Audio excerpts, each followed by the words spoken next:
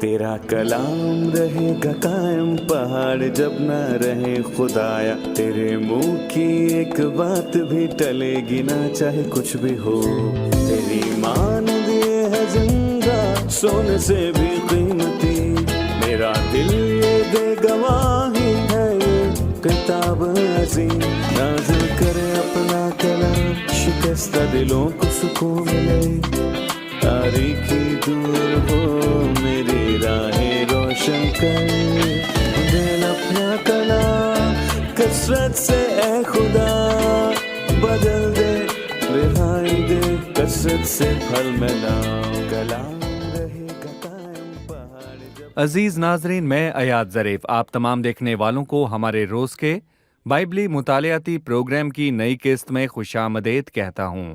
ابھی ہم نے عہد نامے میں سے پطرس رسول کے دوسرے خط کا مطالعہ کر رہے ہیں۔ ہم نے خط کے تعارف میں سیکھا کہ پطرس رسول کا دوسرا خط جو ہے حقیقت کے دوسرے پہلو کا بیان ہے۔ ہم نے دیکھا کہ پہلے خط میں ستائے جانے والے بھائیوں کو مضبوط کرنے کی بابت بات کی گئی ہے، اور پھر دوسرے خط میں ہم نے جانا کہ ان بھائیوں کو مضبوط کیا جو برگشتگی کی مصیبت سے دوچار ہیں۔ لیکن پہلے خط میں کلیسیا کو خدا کے گھر کی طرح پیش کیا گیا ہے، اس کے اصول و قوانین اور اس کے نظام کا بیان ہے، جبکہ ہم دیکھتے ہیں کہ دوسرے باب کا دائرہ کار وسیع ہے، دنیا میں خدا کی حکومت اور عدالت ہوگی۔ ناظرین، دوسرے خط کے 3 ابواب ہیں۔ پہلے باب میں کوشش کی بات ہے، پھر اس کے بعد دوسرا باب ہے جس میں برگشتگی، اور تیسرے باب میں ہم دیکھتے ہیں کہ اس میں تیاری کا بیان ہے۔ ناظرین، جیسا کہ آپ جانتے ہیں کہ تیسرا باب اس خط کا آخری باب ہے، اور آج ہم تیسرے باب کی 11ویں آیت سے باب کے آخر تک مطالعہ کریں گے۔ پروگرام کا باقاعدہ آغاز کرنے سے پہلے میں خدا کے خادم بھائی ایلیا کرولس کا خیر مقدم کروں گا۔ خوش آمدید بھائی۔ جی بہت شکریہ، آپ کا آنا اچھا لگا۔ مجھے دوبارہ اس پروگرام میں آ کر بہت خوشی ہوئی۔ خدا آپ کو برکت دے، آپ کا اور ہمارے دیگر مہمانوں کو بھی خوش آمدید۔ بھائی ایلیا، میں 11ویں آیت سے پڑھنا چاہوں گا، اس کے بعد آپ سے سوال کروں گا۔ جب یہ سب چیزیں اس طرح پگھلنے والی ہیں تو تمہیں پاک چال چلن اور دین داری میں کیسا کچھ ہونا چاہیے، اور خدا کے اس دن کے آنے کا کیسا کچھ منظر اور مشتاق رہنا چاہیے، جس کے باعث آسمان آگ سے پگھل جائیں گے اور اجرام فلک حرارت کی شدت سے گل جائیں گے، لیکن اس کے وعدہ کے موافق ہم نئے آسمان اور نئی زمین کا انتظار کرتے ہیں جن میں راست بازی بسی رہے گی۔ پس اے عزیزو، چونکہ تم ان باتوں کے منتظر ہو، اس لیے اس کے سامنے اطمینان کی حالت میں بے داغ اور بے عیب نکلنے کی کوشش کرو، اور ہمارے خداوند کے تحمل کو نجات سمجھو۔ چنانچہ ہمارے پیارے بھائی پولوس نے بھی اس حکمت کے موافق جو اسے عنایت ہوئی تمہیں یہی لکھا ہے، اور اپنے سب خطوں میں ان باتوں کا ذکر کیا ہے، جن میں بعض باتیں ایسی ہیں جن کا سمجھنا مشکل ہے، اور جاہل اور بے قیام لوگ ان کے معنوں کو بھی اور صحیفوں کی طرح کھینچ تان کر اپنے لیے ہلاکت پیدا کرتے ہیں۔ 11ویں آیت، جب یہ سب چیزیں اسی طرح پگھلنے والی ہیں تو تمہیں پاک چال چلن اور دین داری میں کیسا کچھ ہونا چاہیے۔ اس آیت کے بارے میں بتائیں۔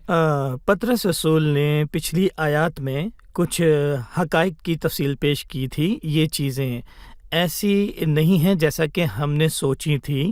وہ برگشتہ لوگوں سے مخاطب ہے جو کہ سوچتے ہیں کہ دنیا ہمیشہ کے لیے ہے، کیونکہ ان کے باپ دادا مر گئے، اور انہوں نے بھی کہا تھا کہ آتش فشاں پھٹے گا اور زمین جل جائے گی، پر ایمانداروں سے مخاطب ہوا جب یہ سب چیزیں اس سے پگھلنے والی، یہ تمام تخلیق، کائنات اور زمین، یہ سب پگھل جائے گی۔ بائبل مقدس نے اس کی تصدیق کی۔ بھائی ایاد، دیکھیں دنیا کا یہ پہلو اس سے بیان کیا، یوحنا رسول نے بھی اس کی تصدیق کی تھی۔ یہ دنیا اور اس کی خواہشات سب ختم ہو جائیں گی، اور یہاں پطرس رسول اور پالوس رسول نے یہی لکھا ہے کہ دنیا اور زمین، یہ کائنات، کچھ بھی باقی نہیں رہے گا۔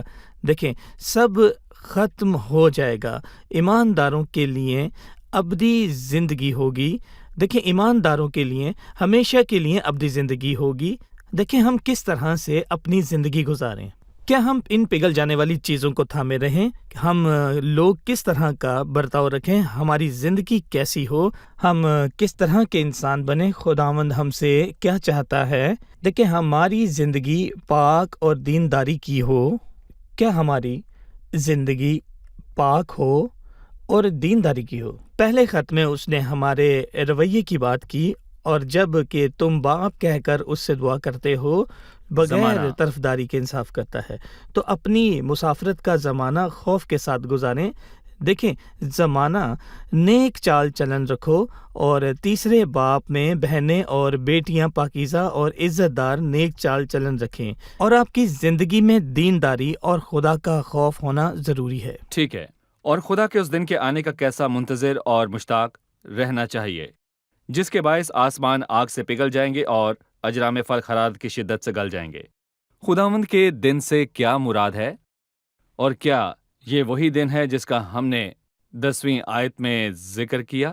نہیں، یہاں خدا کے دن کی بات ہوئی ہے، اور ہم نے خداوند کے دن کے متعلق بات کی ہے. وہ عدالت اور ظاہر ہونے کا دن ہے. اس کی شروعات اس کے ظاہر ہونے سے ہوگی، پھر 1000 سالہ بادشاہی ہے، پھر بڑا سفید تخت لگے گا اور مردوں کی عدالت ہوگی. لیکن خدا کا دن ہے. خدا کا دن خداوند کے دن کے اختتام سے ملتا جھلتا خداوند کے ہے. دن کے خدا کے دن کی یہ دونوں شروعات. ایک دوسرے سے جڑے ہیں. خداوند کے جی دن کا بالکل. اختتام خدا کے دن کی شروعات سے ہے. جی بالکل صحیح کہا.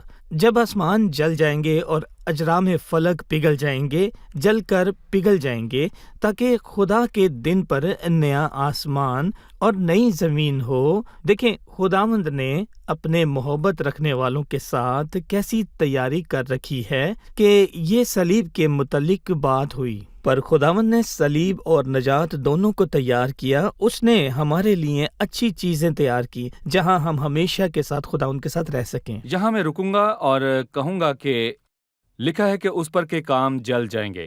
اس پر کے کام ایک سائنسی جی بالکل. عنصر ہے، جیسے ایٹم اور مولیکیول ایک سائنسی عنصر ہے.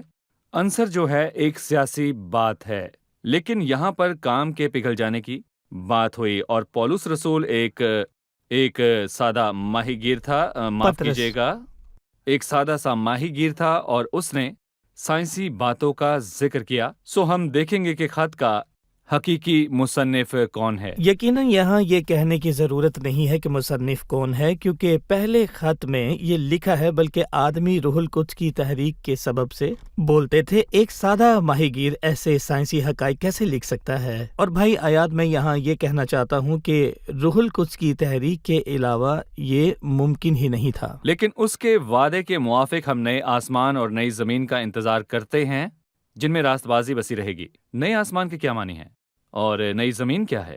ہم جاننا چاہیں گے کہ یہ کب ہوگا، اس کے کیا معنی ہے جن میں راست بازی بسی رہے گی.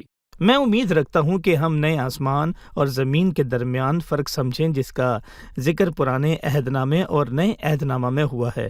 دیکھیں، پرانے عہد نامہ میں یسایہ 65واں باب اور اس کی 17ویں آیت میں ایک مرتبہ اس کا ذکر ہوا ہے، کیونکہ دیکھو میں نئے آسمان اور نئی زمین کو پیدا کرتا ہوں. اور دیکھیں، مکاشفہ 21ویں باب میں یوحنا رسول نے بھی فرمایا، پھر میں نے ایک نئے آسمان اور نئی زمین کو دیکھا. یہ دونوں ایک جیسی چیزیں نہیں ہیں، کیونکہ یسایہ کی کتاب میں 1000 سالہ بادشاہی کے آخر میں خدا کے کاموں کا بیان ہوا 1000 سالہ ہے. بادشاہی. جی بالکل. اور اس میں یسایہ 11ویں باب اور 65ویں باب میں 1000 سالہ بادشاہی اور مسیح کی حکومت کا بیان ہے.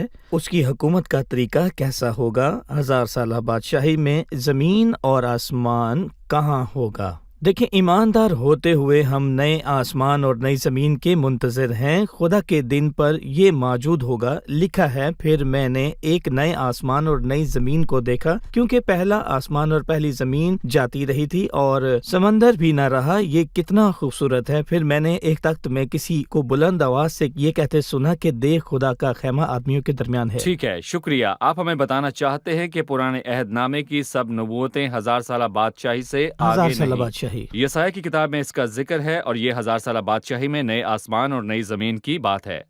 یہاں ہم نے خدا کے ابدی دن کی بات کی جو بڑے سفید تخت کے سامنے عدالت کے بعد ہوگا.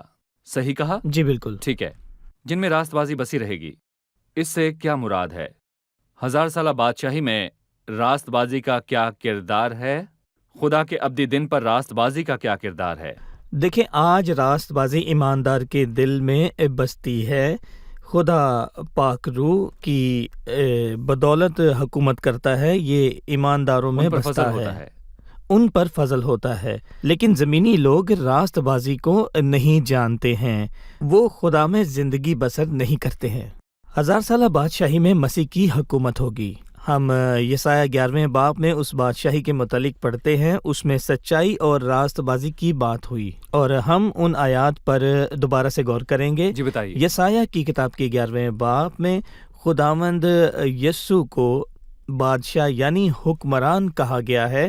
وہ 1000 سال بادشاہی کرے گا، بلکہ وہ راستی سے مسکینوں کا انصاف کرے گا اور عدل سے زمین کے خاکساروں کا فیصلہ کرے گا، اور اپنے لبوں کے دم سے شریروں کو فنا کر ڈالے گا.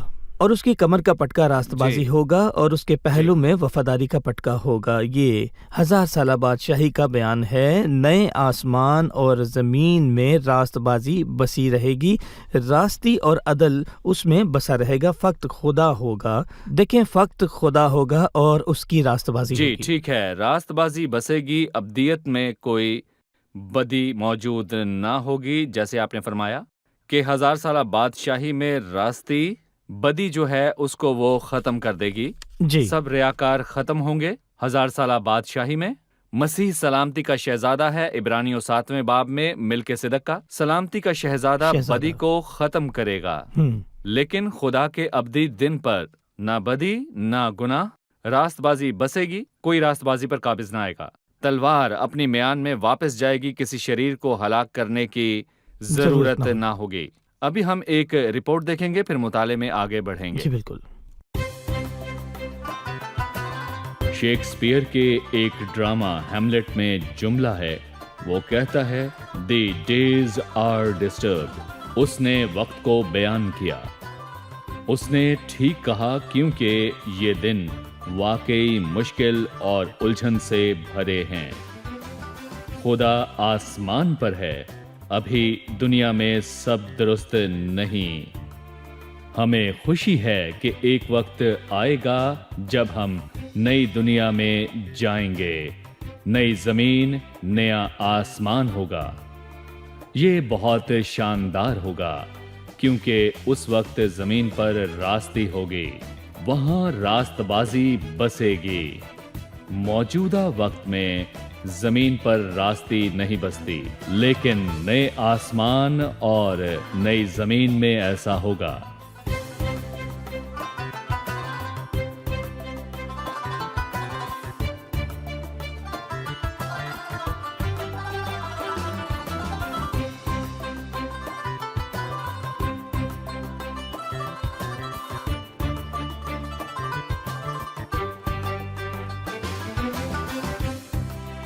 سولہویں آیت میں ان باتوں کا لکھا ہے جس کا ذکر پالوس رسول کے خط میں ہوا.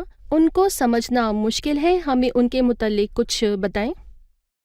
جی بھائی ایلیا. دیکھیں، پطرس رسول نے یہودی بھائیوں کو یہ خط لکھا. وہ ان سے مخاطب ہے کہ خدا کے تحمل کو نجات سمجھو. اس نے کہا کہ یہ نئی بات نہیں ہے، اس سے پہلے بھی کسی نے تمہیں اس کے بارے میں لکھا ہے، جو کہ پالوس رسول نے کہا. کیونکہ پالوس رسول نے بھی عبرانیوں اور یہودیوں کو خدا کے تحمل کا بیان کیا ہے.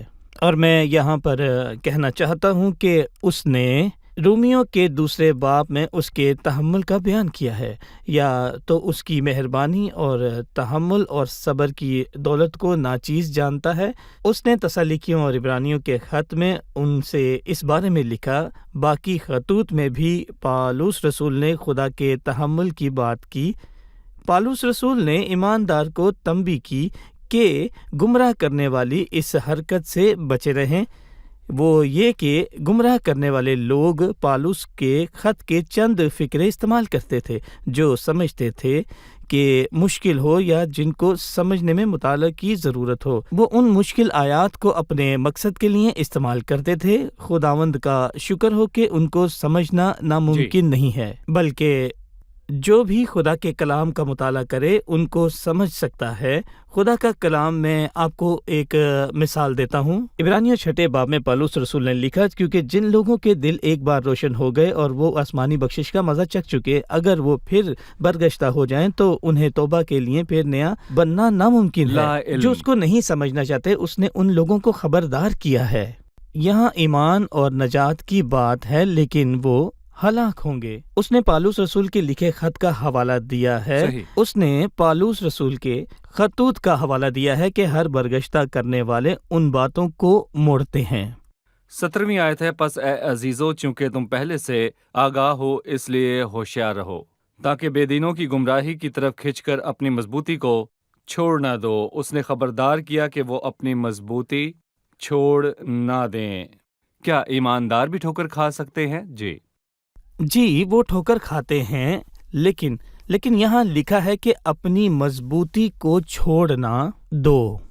ایماندار کمزوری میں گر سکتے ہیں۔ لکھا ہے، اگر کوئی آدمی کسی قصور میں بھی پکڑا جائے، میں یہ باتیں تمہیں اس لیے لکھتا ہوں کہ تم گناہ نہ کرو، اور اگر کوئی گناہ کرے تو مضبوطی کو چھوڑ نہ دو۔ کہ کیا معنی ہے؟ کیا ناز سے مراد ابدی زندگی یا ابدی نجات کو کھو دینا نہیں۔ یہاں اس نے ابدی زندگی یا ابدی نجات کی بات نہیں کی ہے۔ کوئی تمہارے سکون کو چھین نہ لے تمہارے دل کی مضبوطی۔ یہاں لکھا ہے ثابت قدم رہو اور قائم رہو۔ دیکھیں، قائم رہنے سے یہاں کیا مراد ہے؟ لکھا ہے کہ قائم رہو، کیونکہ جو ایماندار خدا کے کلام کو ایک بار جان لیتا ہے وہ چٹان کی طرح ہمیشہ قائم رہتا ہے۔ اب میں 15ویں اور 16ویں آیت میں سے آپ سے سوال کرنا چاہوں گا۔ یہ بائبل مقدس کی اور اس کے مکاشفہ کی تصدیق اور سچے ہونے کے متعلق ہے۔ یہ کہ جی۔ ابلیس کے حملے تیز ہوتے جا رہے ہیں۔ اس نے ہر دور میں کلام مقدس پر حملہ کیا۔ اس میں سب سے اہم ہتھیار یہ ہے کہ بائبل تبدیل ہو گئی۔ یہ کتاب اصل حالت میں نہیں رہی۔ ہر دور میں اس پر حملے ہوتے رہے۔ اس کے متعلق آپ کیا کہیں گے؟ لوگ یہ دعویٰ کرتے ہیں۔ جی ٹھیک ہے، لیکن ہم خداوند کا شکر ادا کرتے ہیں کہ ایسی حالت میں بھی بائبل مقدس قائم رہی۔ لیکن میں اپنے ناظرین کے سامنے ایک مسئلہ بیان کرنا چاہتا ہوں، اور یہ ایک رسول کی باتوں کے ذریعے دوسرے رسولوں کی باتوں کی تصدیق ہے۔ جیسا کہ پولوس رسول نے پرانے عہد نامے کے حوالہ جات کا استعمال کیا، یعنی اس نے ان کی تصدیق بھی کی۔ جی، خداوند کا نام مبارک ہو۔ اس نے بھی استثنا کی استثنا کتاب کا کی حوالہ کتاب کی دیا۔ تصدیق کی۔ اس نے زبور میں سے حوالہ دیا تو اس کی تصدیق کی۔ یسایہ کا حوالہ دیا جس میں اس کے متعلق پیشن گوئی موجود ہے۔ یوں ہی اس نے دانیل، یرمیہ کی کتاب کی بھی تصدیق کی۔ پطرس نے نئے عہد نامے سے پولوس رسول کے الفاظ کو استعمال کیا۔ ہم اس میں کیا دیکھتے ہیں بھائی ایلیا؟ دیکھیں، اس میں دو چیزیں ہیں۔ اس میں مسیحی روح کا بیان ہے، اور پالوس رسول اور پطرس رسول کے درمیان ایک واقعہ ہوا۔ دیکھیں، پالوس رسول گلتیوں 2 باب میں پطرس رسول کے پاس گیا۔ یہ قصہ یہاں بیان ہے۔ اس نے دیکھا کہ پطرس کا برتاؤ غیر یہودیوں سے اچھا نہیں ہے۔ اس نے یہودا کی طرف سے آئے بھائیوں سے مختلف رویہ رکھا۔ پالوس رسول اور اس پر خاموش نہ رہا، لیکن لکھا ہے میں نے روبرو ہو کر اس کی مخالفت کی کیونکہ وہ ملامت کے لائق تھا۔ پطرس رسول اور پالوس رسول کے درمیان اس بات پر لڑائی ہوئی، مسیحی روح کیسی نفیس اور خوبصورت ہے۔ اس نے پالوس رسول کی بات کی تصدیق کی۔ پیارے بھائی، پالوس نے بھی تمہیں یہی لکھا ہے۔ دوسرا، اس نے مکاشفہ کے الفاظ کی تصدیق کی۔ دیکھیں، دانیل نے یرمیہ نبی کی کتاب کا حوالہ دیا۔ اس کو 70 ہفتوں کا علم تھا۔ پطرس رسول نے پالوس رسول کی باتوں کی تصدیق کی، اس کے خطوط کی تصدیق کی، اور ایک خط نہیں لکھا، اور اپنے سب خطوط میں ان سب باتوں کا ذکر کیا ہے۔ در حقیقت میں بائبل مقدس کی حقیقت اور سب ثبوتوں کو دیکھ کر دنگ رہ جاتا ہوں۔ جیسے کہ آپ نے حوالہ دیا، پطرس نے پولوس کی باتوں کی تصدیق کی، اور اپنے سب خطوں میں پولوس رسول نے 14 خطوط لکھے، اور 14 اس خطوط نے لکھے۔ ان کی تصدیق کی، جی، اور پرانے عہد نامے کی کتب میں نبیوں کے کلام کی بھی تصدیق کی، اور یوں اس نے پرانے عہد نامے کے کلام کی تصدیق کی اور رسولوں کی سب باتوں کی جب پولوس رسول زندہ تھا۔ ہمیں پطرس کی اس تصدیق سے زیادہ کس چیز کی ضرورت ہے؟ یسوع مسیح کا رسول جو اس زمانے میں اس کے ساتھ موجود تھا، اس نے خود کہا کہ یہ خدا کا کلام ہے، یہ خداوند ہمارے نجات دہندہ کا حکم ہے۔ ہمیں اس سے زیادہ کس بات کی ضرورت ہے؟ لوگ اس کو درست کہیں یا غلط، اور ہمارے پاس نبیوں کا وہ کلام ہے جو زیادہ معتبر ٹھہرا۔ دیکھیں جی۔ بھائی، آیات یہاں پر وہ کہتا ہے کہ اس نے کہا کہ یہ لوگ اپنی تباہی کے لیے اس کلام کو موڑتے ہیں۔ شکریہ۔ ہم وقفے کے بعد مہمانوں سے آخری سوال لیں گے۔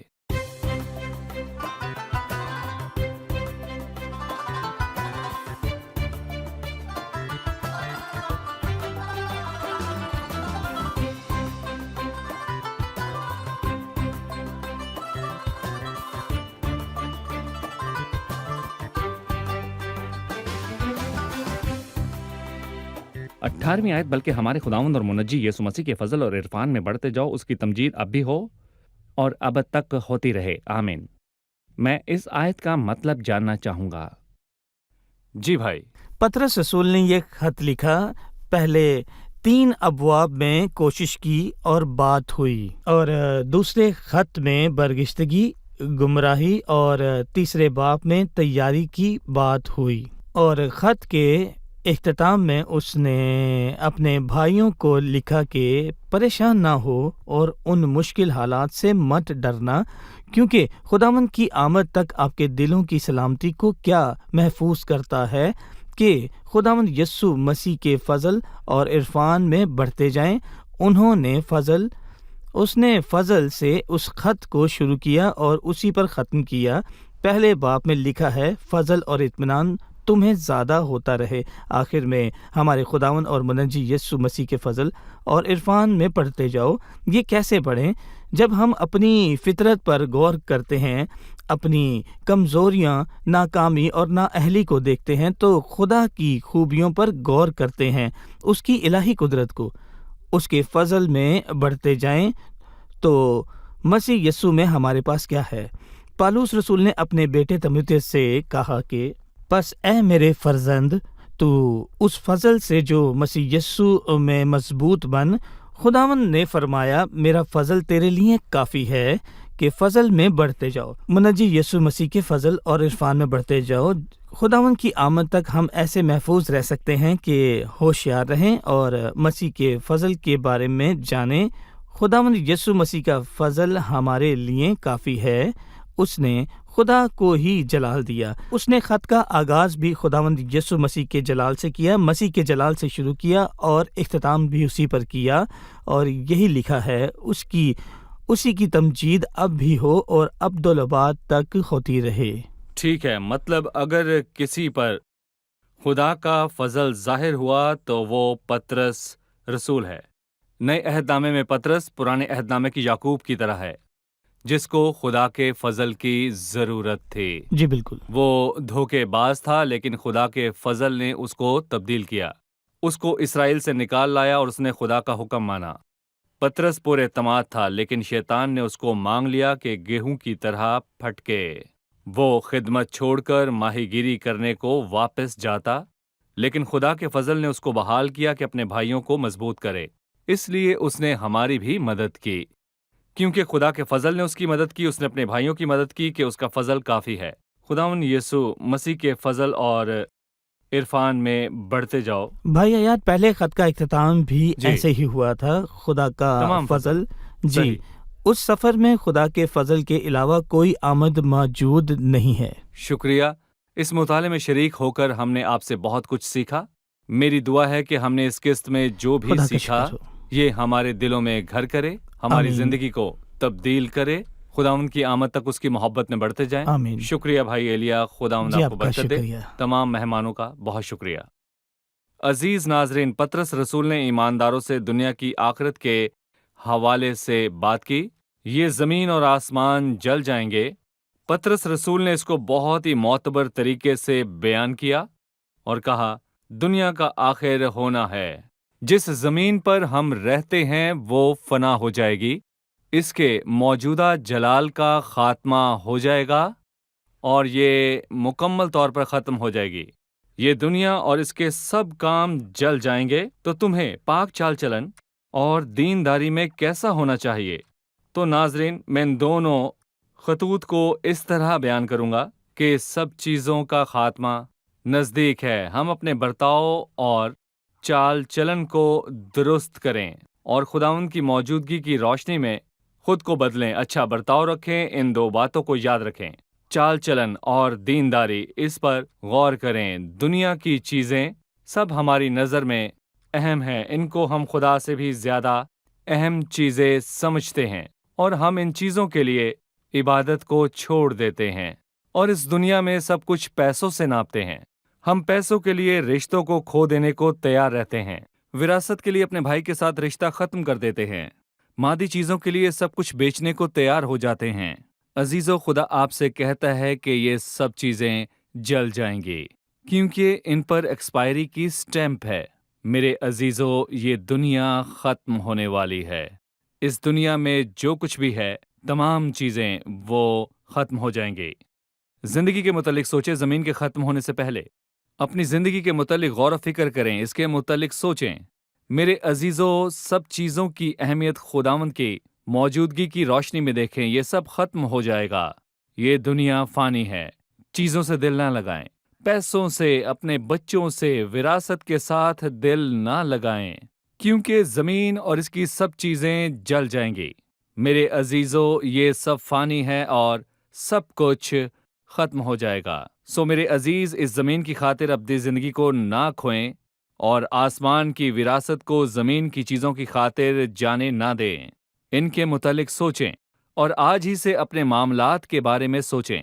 دنیاوی چیزوں کی جگہ خداوند کو اپنے دل میں آنے دیں. جو چیزیں آپ کو دعا میں شامل ہونے، خداوند کا نام لینے سے روکتی ہیں، ان کو نکال پھینکیں کیونکہ یہ چیزیں ختم ہونے والی ہیں. سو خود کو جانچیں، خود کو پرکھیں. جیسا کہ مرکوم ہے تو تمہیں پاک چال چلن اور دینداری میں کیسا کچھ ہونا چاہیے.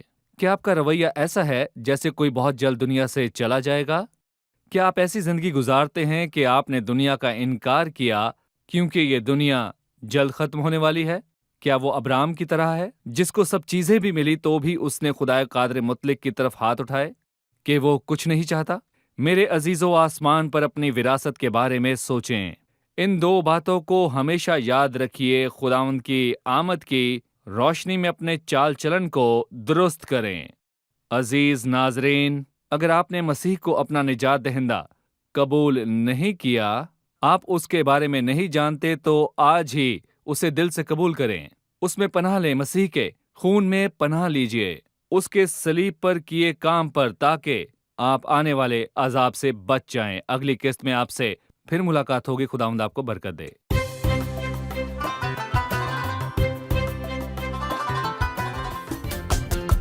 نادي للتعابة بالتوبة والرجوع، وقرب من الغلابة وعرفهم يسوع.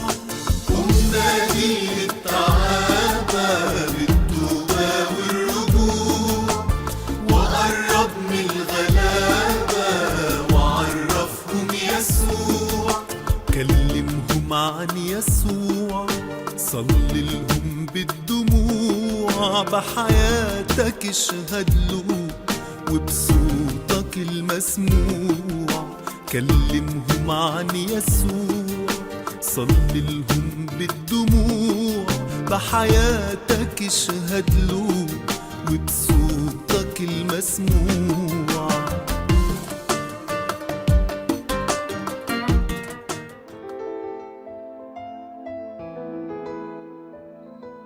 تیرا کلام رہے گا قائم، پہاڑ جب نہ رہے خدایا. تیرے منہ کی ایک بات بھی ٹلے گی نہ، چاہے کچھ بھی ہو.